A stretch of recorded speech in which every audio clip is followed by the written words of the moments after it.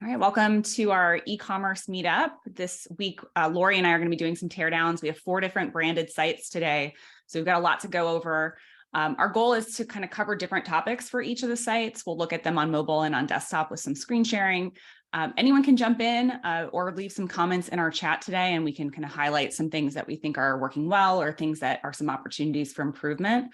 Our goal is to really point out things that are conversion blockers as opposed to something that's just aesthetic. We want to look at things that are keeping people from converting or from buying on the sites that we're looking at today. I'm AJ Davis. I'm the founder of Experiment Zone and a conversion rate optimization specialist. Lori's my co-organizer. Do you want to give yourself an intro? I own Redline Minds. We are a full service agency that does most things. When I say full service, there's a couple areas where we'll run a small ad campaign, but there are better firms for PPC and in any case, we build a lot of stores on several different platforms. We also do some online marketing and email setups and text marketing and things like that. So anyway, we also like to educate, which is why we're all over Facebook and work with AJ. Actually, we work with AJ anyway. We do refer people for testing to her. She's one of the best in the business. So anyway, nice to see you all here. Yeah, thanks for being here. I'm going to go ahead and start screen sharing, and we'll take y'all through the first site. Can everyone see my screen? That's me. Yay. Do you want to do a brief intro for your business before we start giving some feedback? Sure. So as I mentioned, we make craft cocktail syrups. Our product is all natural. It's made with all real fruit, no colorings, no flavorings. We use a natural preservative, so it's a clean label product. On our shop, we sell mostly like 8-ounce bottles of our syrup. We also have a berry trio and a citrus trio that are 4-ounce bottles.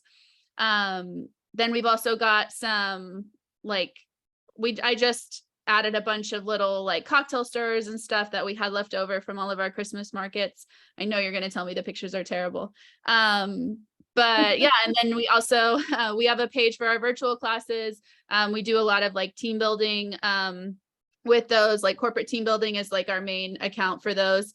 And then we have a recipe page and yeah, an about page that talks kind of like about our story and about our syrups and a little bit about me. Cool. Lori, do you want to go first with some feedback? I can navigate for you. Sure. So as I look at the header, the first thing I'm going to suggest is that your header is huge. It's pushing everything you offer down. Now, the other issue, see, when you have this small a catalog, I'm a huge fan of having your products show versus being hidden under shop. Now, I realize shop is common for stores with huge catalogs because they don't have a ton of choice. But one of the things you want to realize is if you look, you're getting products on the homepage. I'm not. Let me reload this because your homepage looks different. I navigated to the shop ball as you were talking. Oh, okay. I was kind of, you were mentioning the catalog size, so I wanted to show everyone who was following along. I was going to say, you know, if BigCommerce didn't load her whole site, we need to fix this. And I assume this is a BigCommerce site by looking at the template. So anyway, you know, when we look, it is BigCommerce. Yeah. When I look at what is BigCommerce, my site is built on Squarespace. Oh, it's a Squarespace shop. Okay. Yeah. No, I thought it was on another platform. Oh, anyway, okay. I'm allowed to be wrong, but I didn't look at checkout, which would have been the dead giveaway. So I would put the about us and contact is great up front, but the rest of these, I would put all this stuff on the bottom. And I think the recipes are handy, but they're generally not necessary up on top for most sites. But if you have room, they can stay up here and bring all your stuff here. I would remove social media from the top. We don't want people to click away. You also have zero search, and people are, especially on phone, mobile, are very lazy. They just want to get to what they want. So I would make that quicker. I like your big image. I would be concerned. I mean, it talks about what you're doing, but if you're, are you selling classes? Yes. Okay, good. So these are products. They both have a call to action. I like that. I like your little social proof here. I think this is great. But what I don't see is a lot of value props. So one of the things you did when we asked you to tell us about your site was you talked about the quality of natural ingredients and a natural preservative. And I think that and even for the classes, you know, these are great team builders. I think that you need to focus on why your product is not the same thing I can get up the street in the grocery store. So why is your product better? Why should I care about your product? By the way, I love the font. I don't know how well that's readable, but I love the Insta famous and the fact you've got videos there and whatnot. But I would move the about us, which should, in the policies, which should be broken out. You need privacy, shipping and returns, because if somebody wants to know how you ship or what it's going to cost, all that, they want to know that right away. And let me go real quick here so I don't consume all the time. You have products on the shop all, which is fabulous. Do these things come in sizes? No, no. Not yet. Okay. Yeah, no, we just sell, like, each product is available as an 8-ounce bottle, or then there are the 2 trios that are trios of 4-ounce bottles. Cool. And then I would, and again, because the header is so huge, I'm on ginger lime syrup. If you want to match me or just pick a syrup, it would be the same comments. Because your header is huge, there's an enormous amount of white space here, which brings the product pretty close to below the fold. And I like your description. It's awesome. I would put ingredients on the page because people like to know what ingredients are on food products to review for allergies and stuff. Lori, let me just jump in. So when Lori's saying below the fold, what she means is before you scroll. So anything sorry. that, yeah, just plain translator. We're in the biz. Right there when you land. Okay. Mm-hmm.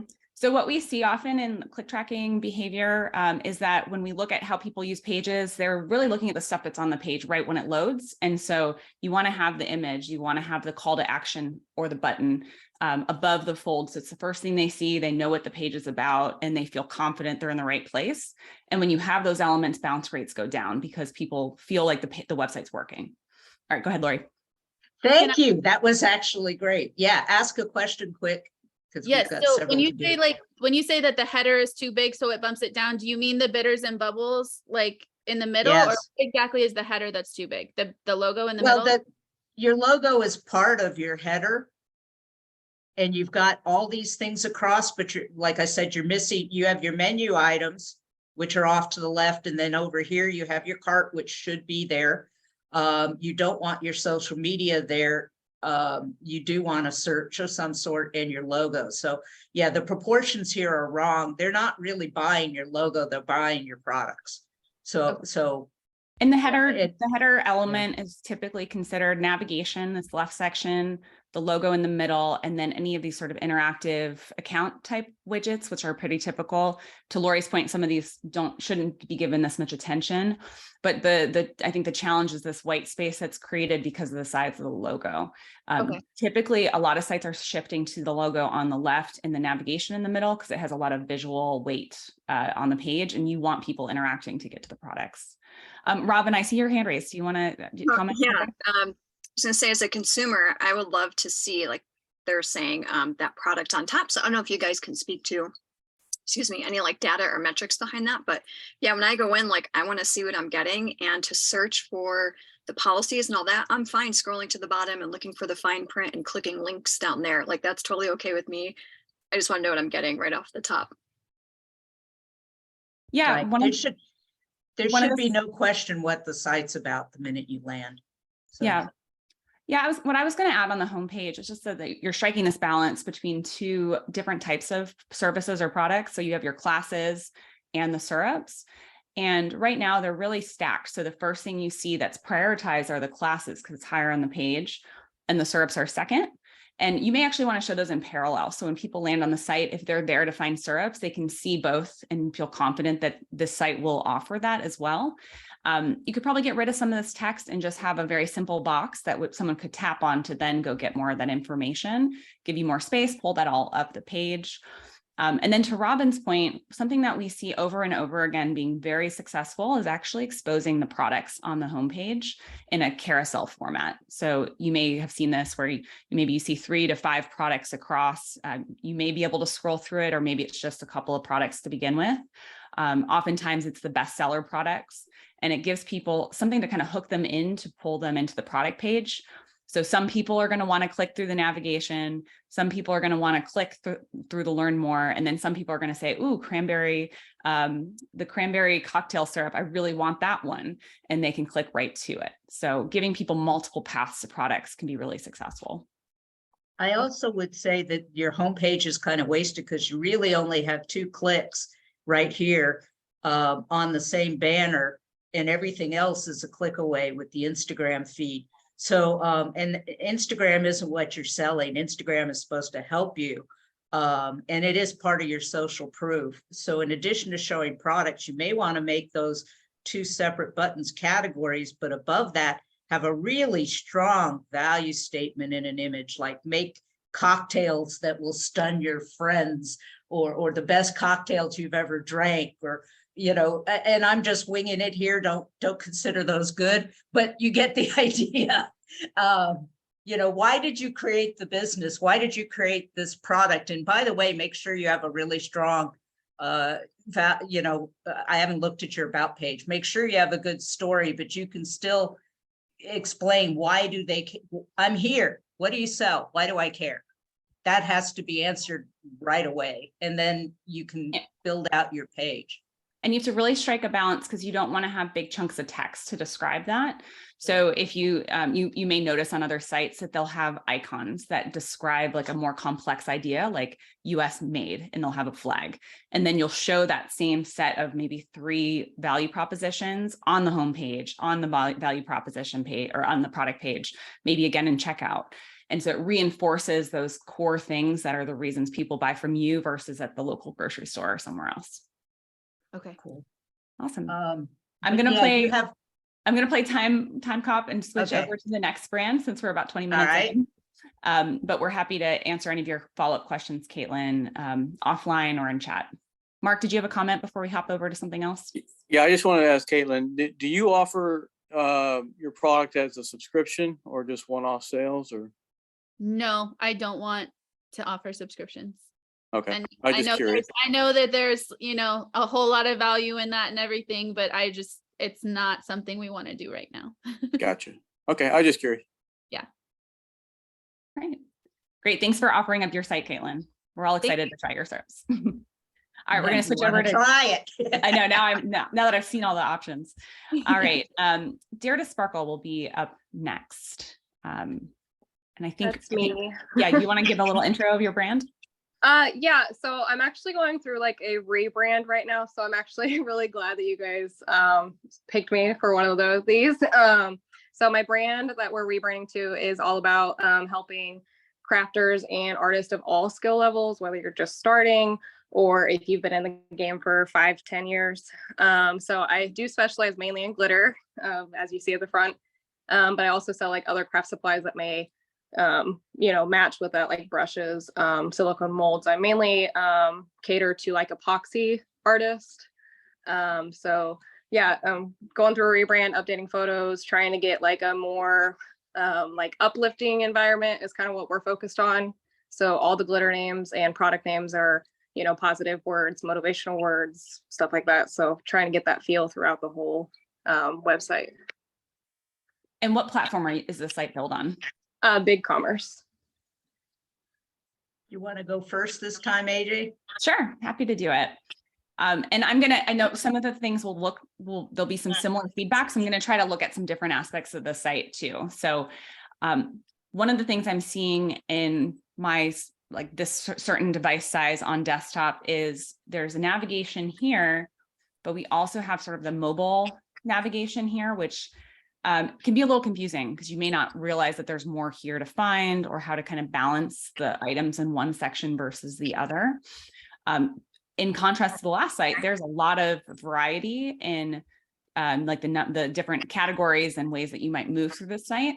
And so one of the things that can be helpful to help brand new people to the site is to tell them what are the new products, what are the best selling products. And instead of just a shop all category, including a separate category that you could click on that's best selling. Maybe it has 20 products, maybe it has 100, depending on your product selection, but really focusing in on a set of products will help new customers really figure out where to get started instead of getting overwhelmed by all the choice that they have. You've got a nice hero banner here. Some of this copy could be more direct. I'm sure Lori will give you some great feedback on that, so I'll keep moving through it. But making sure that you can read it, it's got good contrast. So there's a little bit in this image where the white text is getting lost on the white part of the image. So using transparent overlays can be a way to solve for that and kind of flatten it so you can easily read it. And then the shop now button is in the most de-emphasized part of this section. So it's a very subtle thing, but what we want to do is move the shop now into a more prominent position. So something centered is typically more prominent than something far over to the right. Our eyes start up here. Some people's kind of zigzag through here, so it's really de-emphasized, or just the diagonal movement. And so middle is going to be more emphasized than this bottom corner. I love your free shipping offer. One of the things that I see time and again is that we don't tell people enough about free shipping, and we don't nudge them with the free shipping offer to add more to cart. So I'd love to see this mentioned more frequently. There's something called a pencil banner, which typically lives above the navigation. It's a very thin line that kind of goes across. That's a great spot for a free shipping message. So you could have that be something that's sticky. It's with you on every page, and it could say free shipping on orders of $75 or more. And then when you've added to cart, you can say you are $62 away, you are $5 away, and that can help incentivize additional products in larger cart sizes. Lori, I'm going to toss it to you for any other thoughts on this page.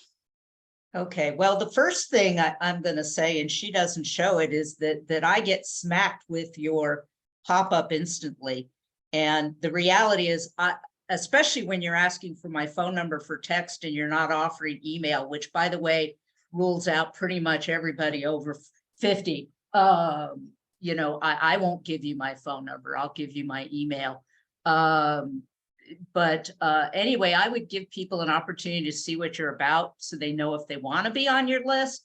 And typically we'll test that, you know, to see whether it should be a page 2 or after a certain scroll or after a certain time. You have a lot of options there.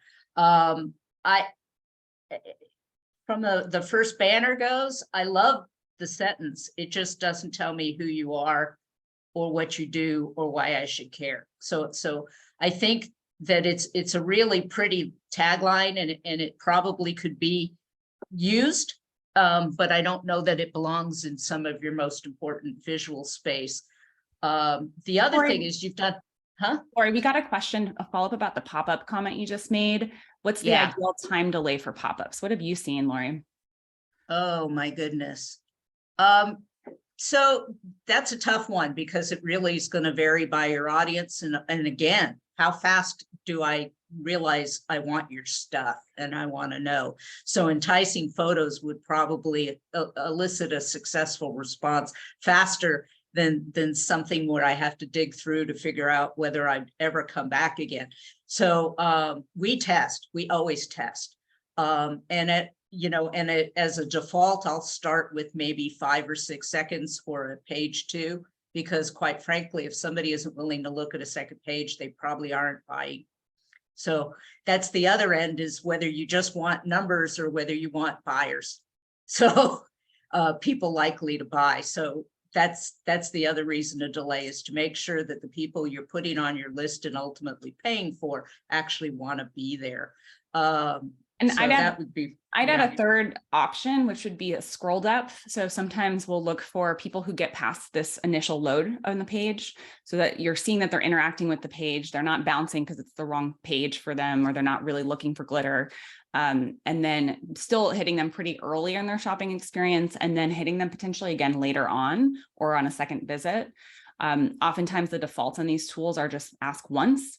And my biggest surprise in A/B testing things is that when we ask for emails or phone numbers, I have yet to see a test where that hurts orders. I used to think it would annoy people and people would leave the site.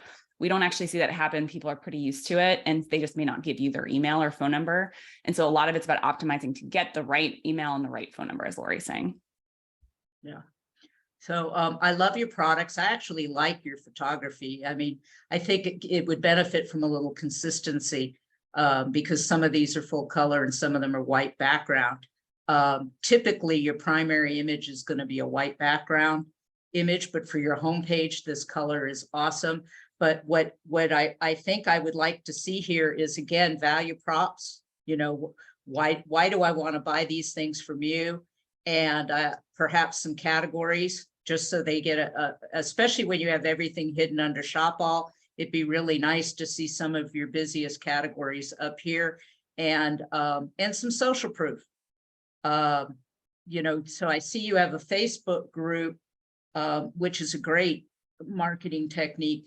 I also, all you have on the bottom is a contact us. So you're missing all your trust pages, which are the shipping and the returns and about you. I mean, what makes you so spectacular? So there's a lot here I think I could add to.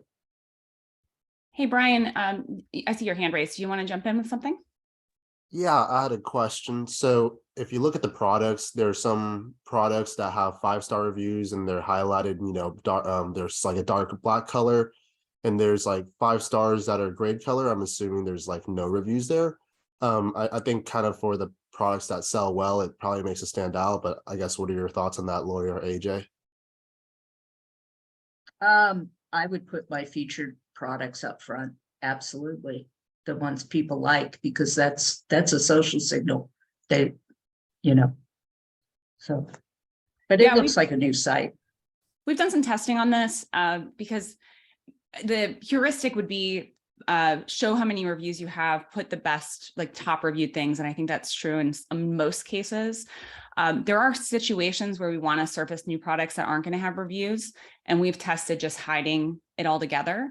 And so what you might expect is under most popular products, for example, you might see not only that it has 5 stars, but how many reviews it has. Assuming it has like a good number of reviews, it's not just 1 or 2, then we would want to keep the reviews there. And we want to show how many reviews they have to kind of show that strength of social proof. But for new products, we may not have the stars at all. So you might just disable it in that part of the page so that you're not distracting people from thinking about, oh, no one's tried this yet. They're really thinking about it being new and exciting as opposed to the first one trying something out. I see. So you'd have all of your top rated products at the bestsellers. You see, you know, all the stars, you see the 5 stars, you see the number of reviews. And for the ones who are like newer and don't have reviews, you would just like, you know, remove the star feature and, you know, put them like maybe further down the page or maybe not on the page at all.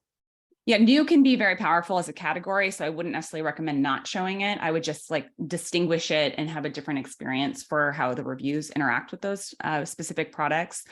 The real answer is A/B test it, because it's going to be audience dependent for how important reviews are and how many reviews they expect.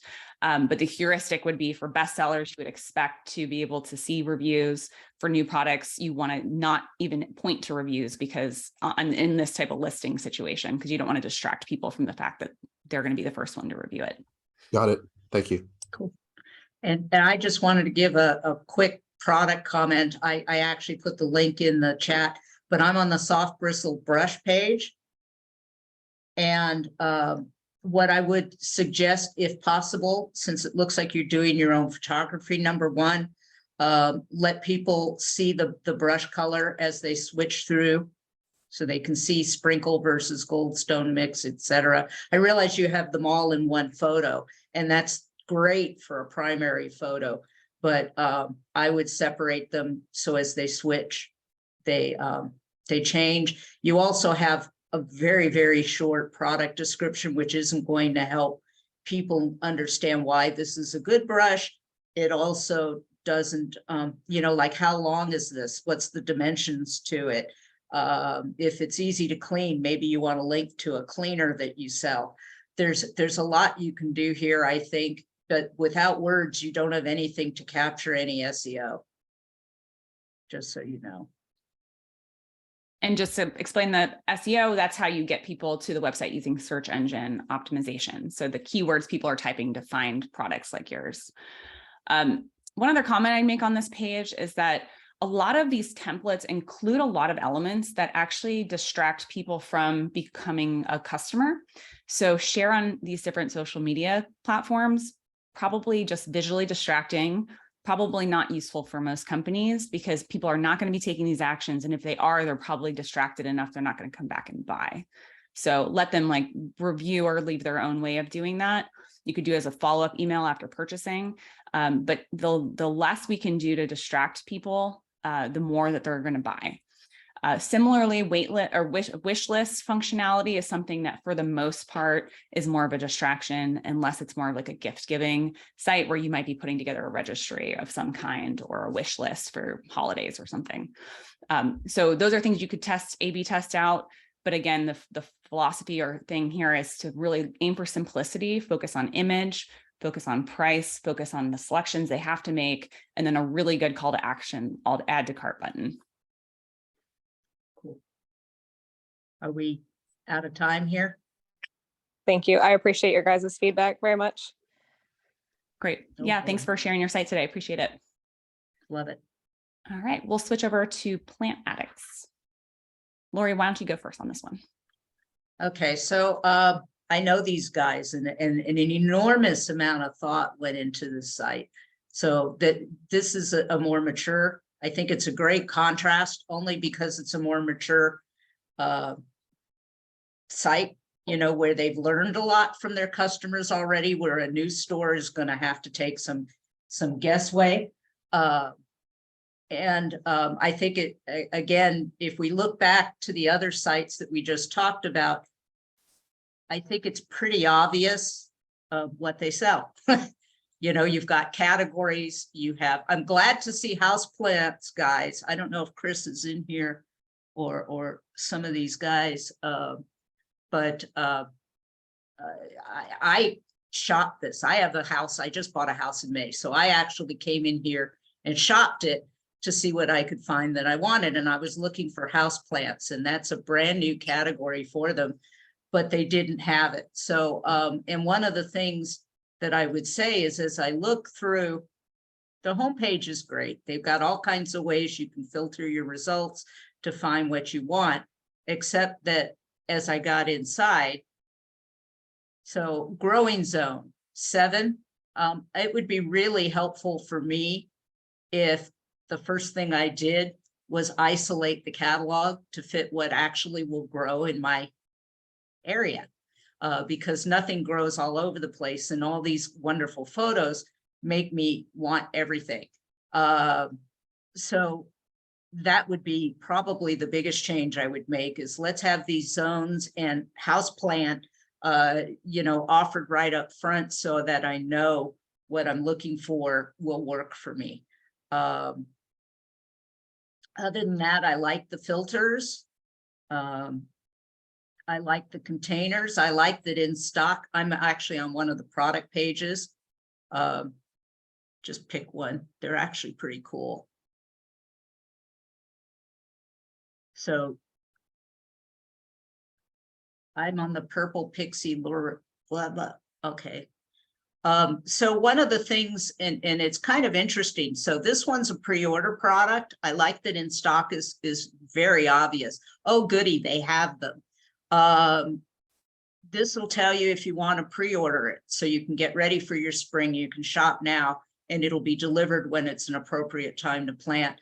On some products, I'm looking at another product where instead of that yellow, it's got a big turquoise button that says it ships now. So let's I can give that to you in chat.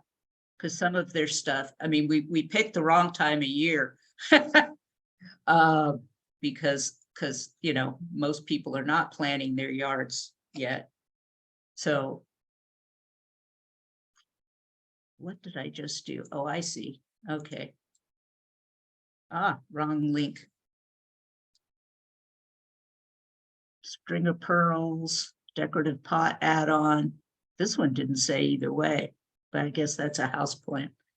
So I'm not succeeding at this. I intentionally go into these things blind.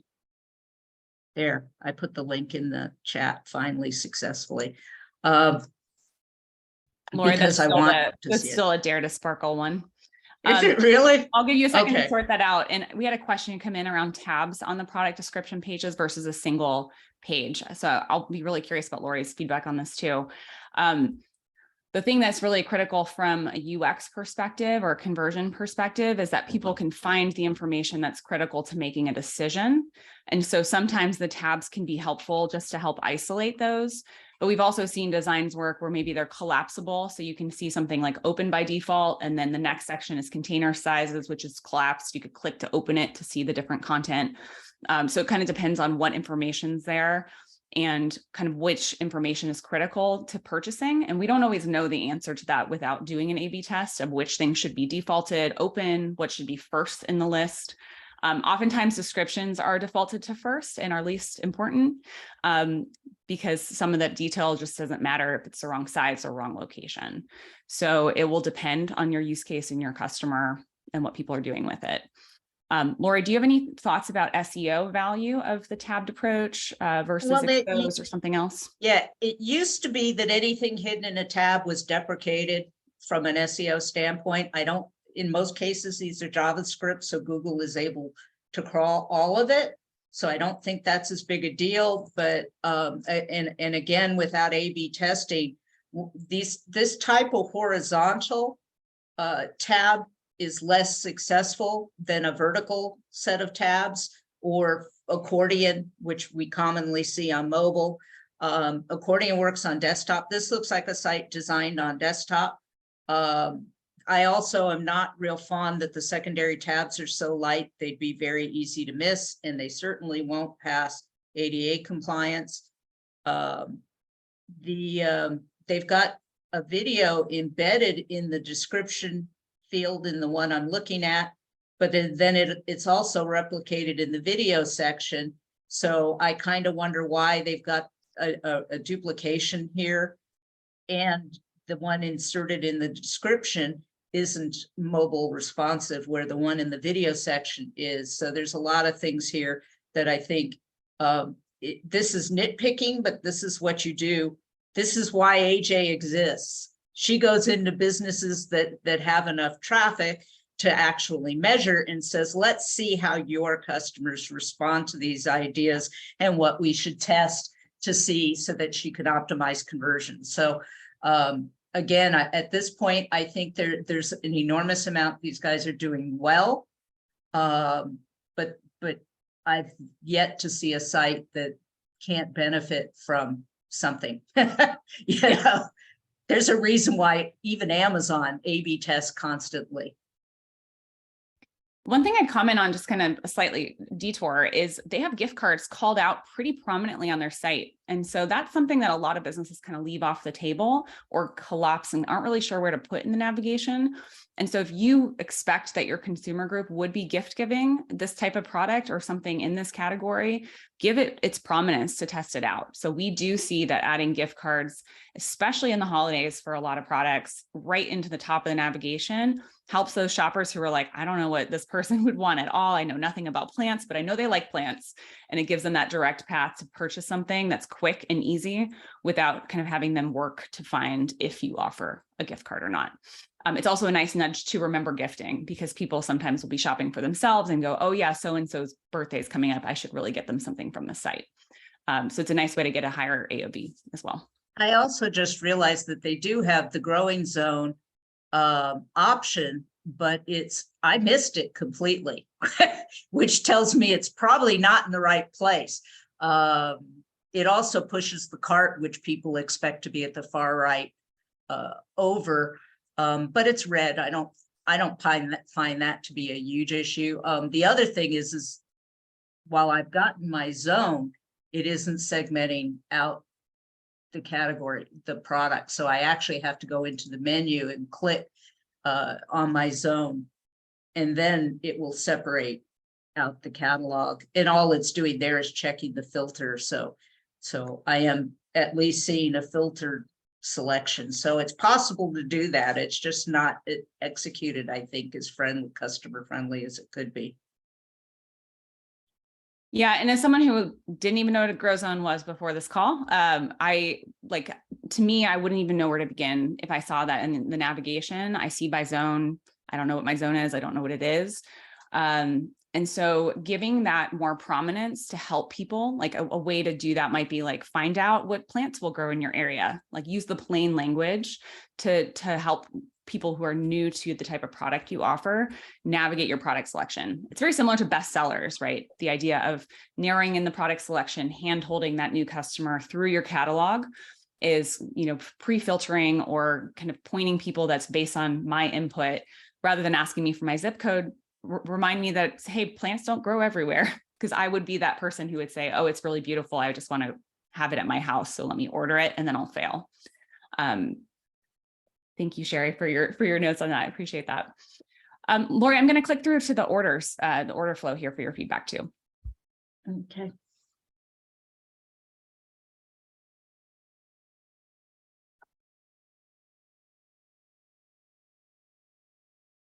I also wanted to say that a wish list probably is super helpful on a site like this, where I'm planning what I want for next spring, or this spring, as the case may be. But there's something, the way the human eye tracks, it's inclined to take the rightmost action visual. So whatever's on the right-hand side is what somebody's more likely to do. And in this case, what do you want them to do? You really want them to buy today, not maybe come back later.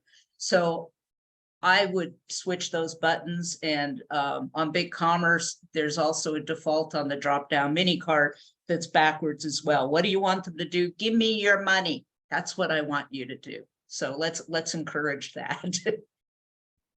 The other thing about this kind of flyover, these types of mechanisms can be really helpful for two things. One, nudging people into that checking out process to get their credit card information, and two, to do upsells. This current one is falling short on a few of those things. So one, okay, 2 items were added to your cart. What's next? Leaves me with a lot of ambiguity for me to figure out. I don't know what's next. I have to figure out what you want me to do. So just like, give me that confirmation. We've added a second item, or you have 2 items in your cart, and remove these types of questions. Simplified language. So instead of proceed to checkout, just have the button say checkout. A squint test is a really super scientific approach to deciding which CTA is the most prominent. If you sit back and you squint your eyes, which thing kind of pops out the most on this page? And that's the thing that's going to probably get the most attention and get the most clicks. So if it's PayPal or Amazon Pay, that's probably what's passing the test here. If we want them to stick with the regular checkout, that one is definitely de-emphasized versus these others. You can also make them more parallel. There's a lot of different testing you might do about when you make this decision for the different payment methods. I like the simple order summary with the cart number of items here. We don't want continue shopping or view or edit your cart to have as the prominence of a button. So we often will switch this to just a hyperlink. So you have the option to continue shopping, but it's not something that we're making you choose between as an equal option to checking out or PayPal. And same with editing your cart. That's just not as critical of a step for most people. We want to keep you on the journey. This product image is kind of fighting against everything because it's what has a lot of, it's actually probably what gives you the squint test is like the actual image there. The name is below the fold, the number of products. So this just really needs to be tightened up to reassure you what's in your cart. And there's a mixed opportunity to say, and here are the products that people like you bought with this, or here's what we recommend for you. So you can imagine like a smaller confirmation up top about what's in your cart, and then maybe, 1 product, 3 products, 5 products below that are kind of upsell moments where you could quickly add to cart directly here. and then proceed with your checkout right on the same screen. One more criticism, because I know we're coming up on time, but you can stay on the product page if you pop this down. There actually is in the description field some of the information you need to make a buy, but I would be inclined to add some icons for this rather than write. I mean, in addition to writing plant 5.5 to 6 feet apart when used as a ground cover, that could be an icon, because there really are pretty, you've got the zones could be a graphic, the spread, the height, and that would also make shopping a lot easier. Unfortunately, rule number 1 of online marketing is people don't read. So an icon would help. And it's easier to understand. So comprehension is much faster with an image than with text. So it's also aids in just how humans process information. But yeah, just assume they're in an environment that's really complicated. There's kids screaming, the fire alarm's going off. Just like imagine that they're in this really chaotic situation and that they're definitely not spending the time to like read all the careful words you wrote. Icons are going to help them in any busy context. All right, with our last few minutes, we're going to switch over to the AWD performance parts site here. And I didn't see any questions, so I'll go ahead and jump in on this one. So we are here looking at this image of a car. There's some information being passed to me by shop by vehicle, shop by category, shop by brands, but a lot of stuff is missing, or a lot of reassurances are missing on this page of like, what am I here for? What action should I take? Where should I get started? The shop by vehicle does have some visual weight with this red button on it. So it attracts my attention. It makes me think this is where you want me to start, but it would be even more useful to have something reinforced here about, maybe it's just actually selecting your vehicle from a list or something to interact with to get started about my vehicle.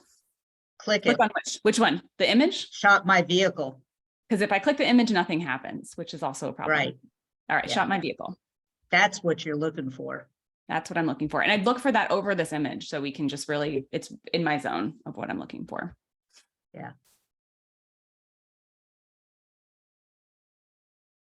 Scrolling down, we're missing a lot of product images and things. So these are just going to be distractions. This kind of follows that same rule we talked about earlier about reviews. If you don't have it, don't show it empty. It's better just to, don't have this type of content, put something else here, or don't even show product images here. So thinking about that balance is really important. Lori, any other comments on this page or the nav? Well, again, as we come in, first of all, we got a cookie banner, which unless we're marketing or selling into Europe, we don't need. I would eliminate that because it just sucks up space.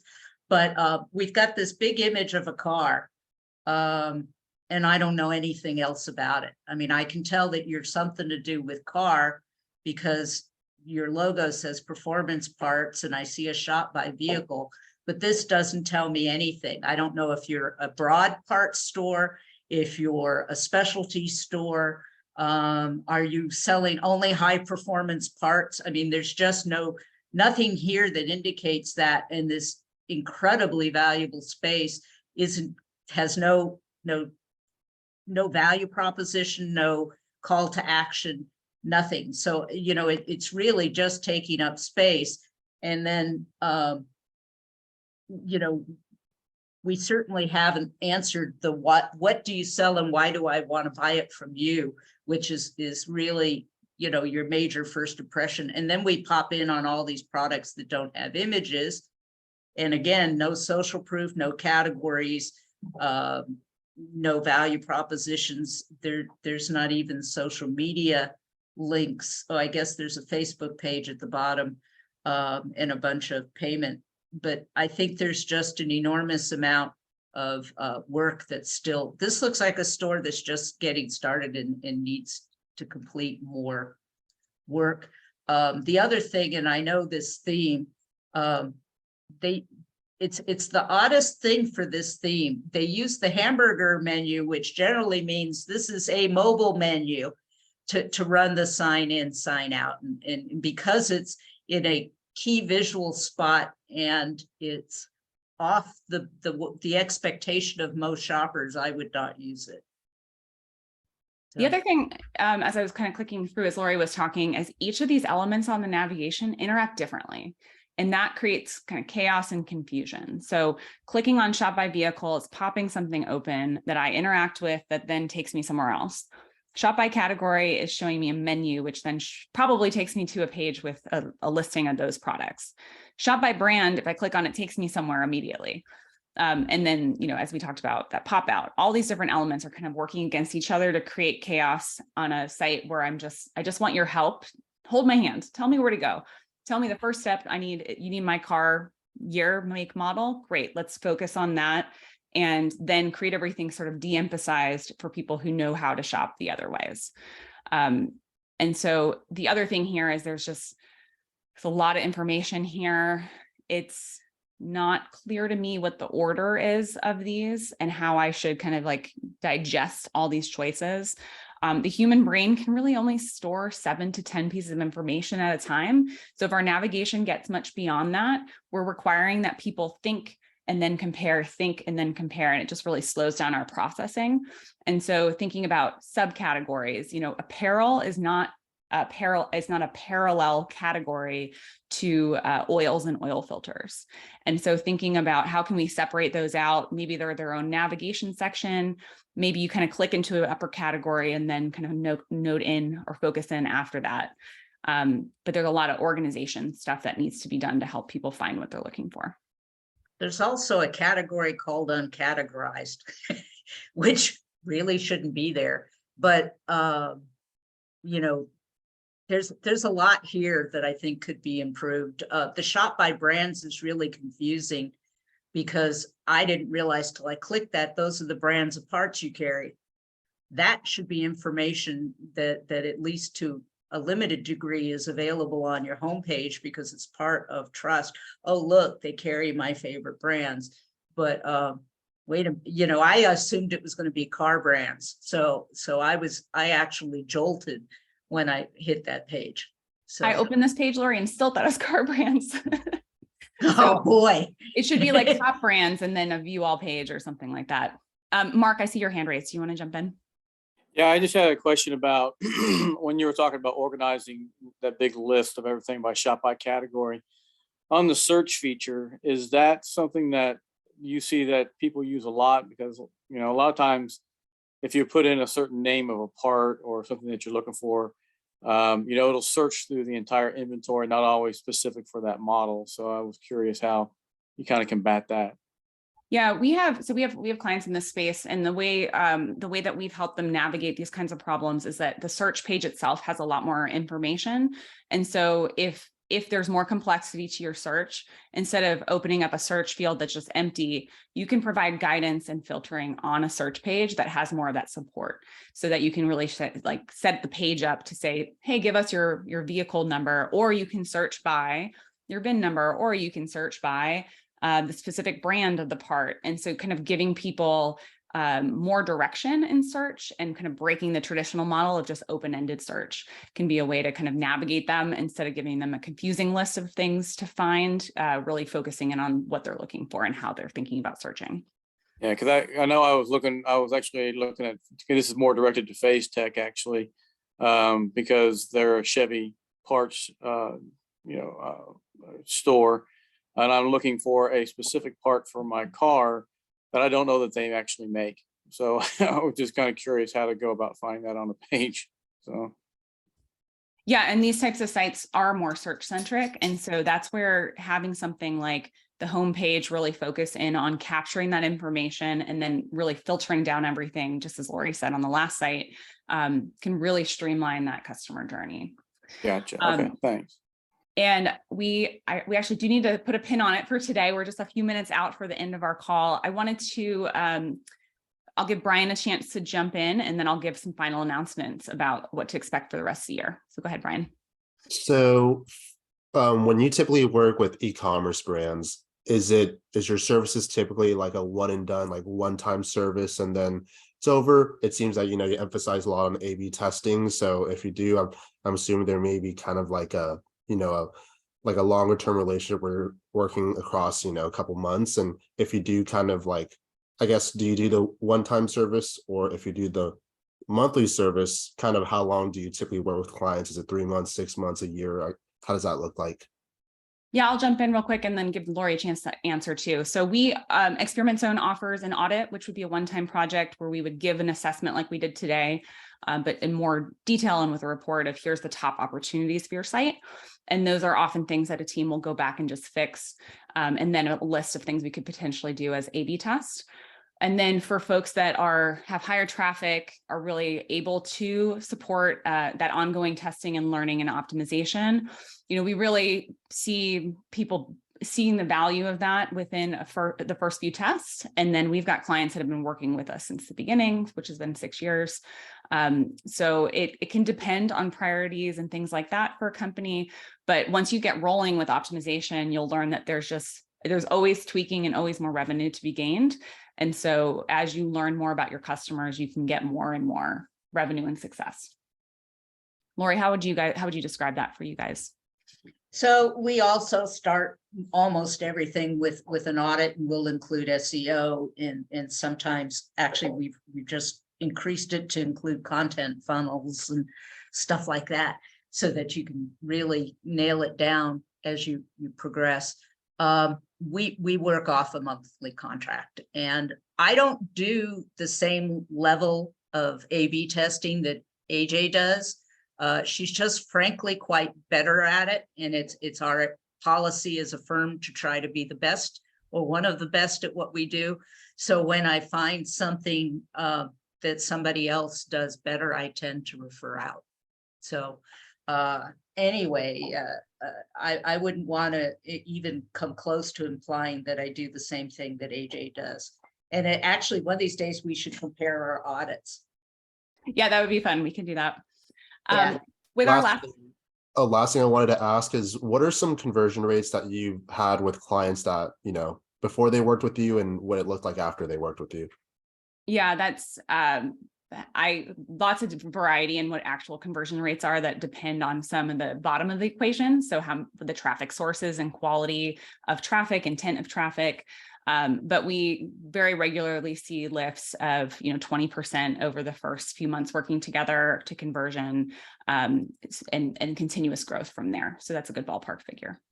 And we find with the audits that we do, if we rebuild your site and get you set up well, we'll see a 12% lift just from redoing the website.